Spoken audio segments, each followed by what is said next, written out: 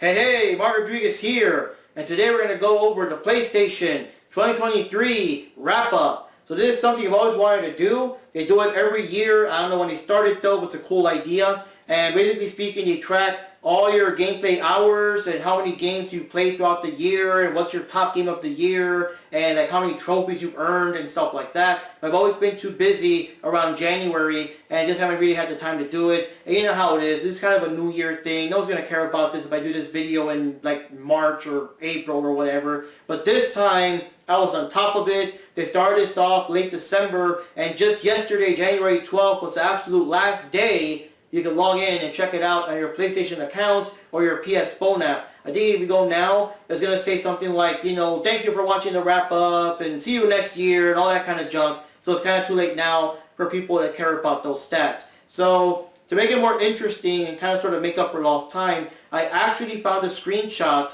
of 2022's wrap up on my computer. So I'm going to do a comparison of the 2022 wrap up with the 2023 wrap up, just to kind of see, like, you know, where I was at gaming wise at the time. Now, one thing I do want to say is that there's not that many hours. You'll notice I don't play all that much and everything, and also, you know, I'm just busy, and nowadays I just play a game for a couple hours and I'm kind of good for the day and stuff like that. And what can I say? It's not the same like when you were a kid and everything. Back in Super Nintendo days, you would play like hours and hours and hours, but now, like, as an adult with, you know, responsibilities and jobs and all that crap, you can't really do that so much, or at least I can't.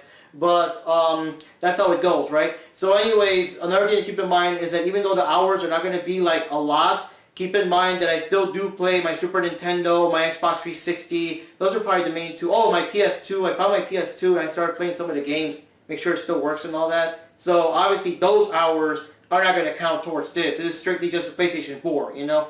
And every year they do different little things here and there. Like the PS2 would, 2022 would separate if you played online or offline, while this year they just put them all together. And this year I think they actually do like separate if you play on your PS4 or your PS5. So I'm only going to go with the things that the 2022 and 2023 wrap-up have in common for a better comparison. But, you know, I'll probably throw in a couple extra facts here and there. So without further ado, let's check it out.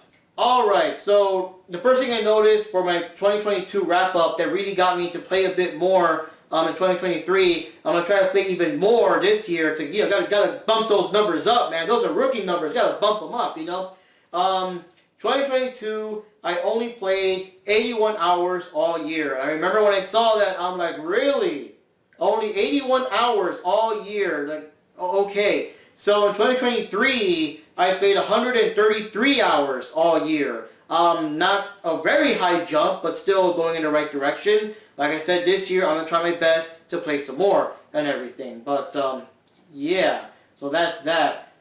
In terms of trophies, for people that might care about trophies and stuff, I guess I did less games, but more trophies were earned or something, because I noticed that in 2022, I got 87 trophies, while in 2023, I only got 80 trophies. Now, this one, it mentions like a trophy level. So I guess I started off 2023 with trophy level 114, and now ending the year with trophy level 137. So, you know, whatever that is.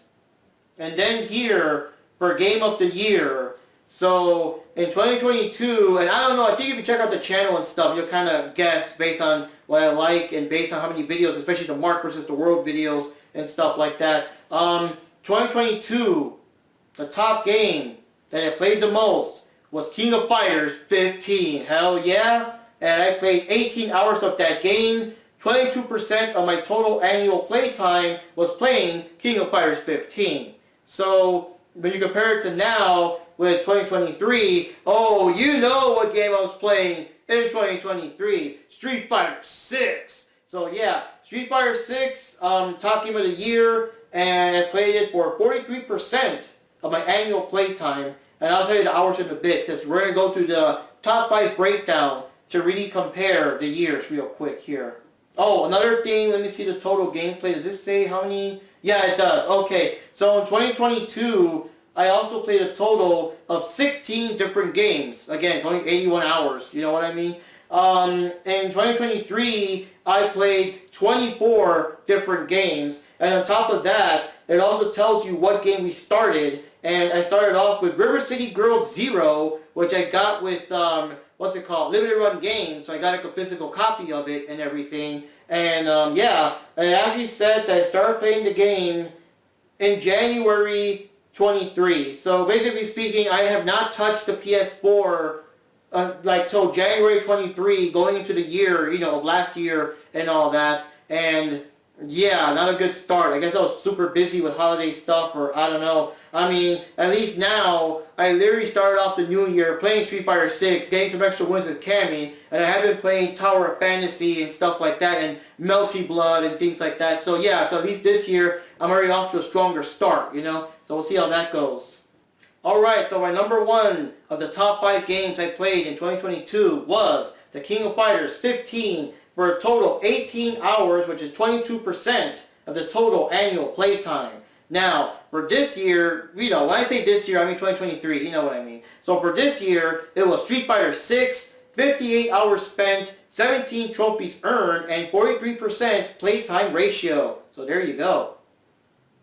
So number 2 most played game of 2022 was Teenage Mutant Ninja Turtles, the Cowabunga Collection, for 14 hours, which is a 17% total annual playtime. And the number 2 most played game in 2023 is The King of Fighters 15. Basically, it's 17 hours spent, 8 trophies earned, and a 12% playtime ratio.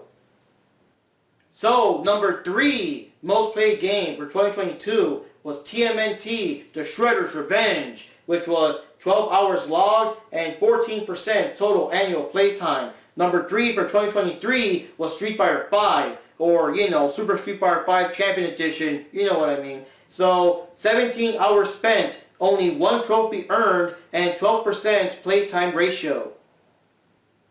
So, number 4 of the game I played the most back in 2022 was Persona 5 Strikers for 9 hours, which is 11% of the total annual playtime. And number 4 for 2023 was the King of Fighters 13 Global Match for a total of 6 hours played, 7 trophies earned, and a 4% playtime ratio. As you notice, 2023 also tells you how many trophies you earned. It doesn't do that for the 2022 version. And finally, number 5 of the game I played the most in 2022 was Dragon's Crown Pro, which I'm kind of surprised it made the list, but I guess I was playing a lot back then. It's 9 hours logged and 11% of the total annual playtime. And finally, the game I played the most of the top 5, number 5 for 2023 is Tekken 7, 6 hours spent, 1 trophy earned, and a 4% playtime ratio. And of course, a lot of that was me playing against Bashi, so shout out to Bashi. That's pretty cool. Alright guys, that wraps it up for this year's look back at 2023 and also 2022 for the PlayStation wrap-up. I'm going to try to do it again for next year whenever we hit 2024. And one thing I do want to say here is I'm very surprised that Street Fighter 5 was not anywhere in the wrap-up for 2022. Because I think around that time, they were still releasing DLC characters, weren't they? Wasn't that when they had like Lucia and Poison, and we still didn't know who the mysterious last person was, which of course turned out to be Luke in the end. So I don't know about that. I'm kind of surprised that Street Fighter 5 wasn't on there. But my predictions for this year here with, what can I say, with 2020, whenever we get the 2023 wrap-up next year, I know that Street Fighter 6 for sure is going to be on it because, I mean, I'm playing Street Fighter 6 a lot as is, but of course we're going to get Ed, we're going to get Akuma, maybe near the end of the year, hopefully we'll get the first new character of whatever, Season 2 or Wave 2 of the DLC will be. We'll see how that goes, but definitely Street Fighter 6, I'm still playing it a lot. There's still like extra costumes and stuff, so I don't really see that one dropping off. May not be number 1, who knows what game will come out between now and then that'll be the new number 1, but I mean, I know Street Fighter 6 has got to be on there. The King of Fighters 15, I'm not really sure. Right now, we're not really sure if we're going to have a third wave of DLC or not. If there is a third wave of DLC, then definitely I'll hop in there and play it. And of course, we'll see what happens. I'm in no real rush due to the cost and stuff to get a PlayStation 5. But if I do, then yeah, Tekken 8 will be there for sure. But I'm not sure. I'm not making any promises. I'm not, we don't know yet. That kind of thing. But right now, I can't think of any other game that would play that much to make it to the list. Like, who knows how far I'm going to get with Tower of Fantasy and stuff like that, but Street Fighter 6 for sure. So anyways, guys, Mark Rodriguez here. We'll see you next year for the PS4 wrap-up, and let's see what's going on. And as usual, just keep on gaming. See you next time.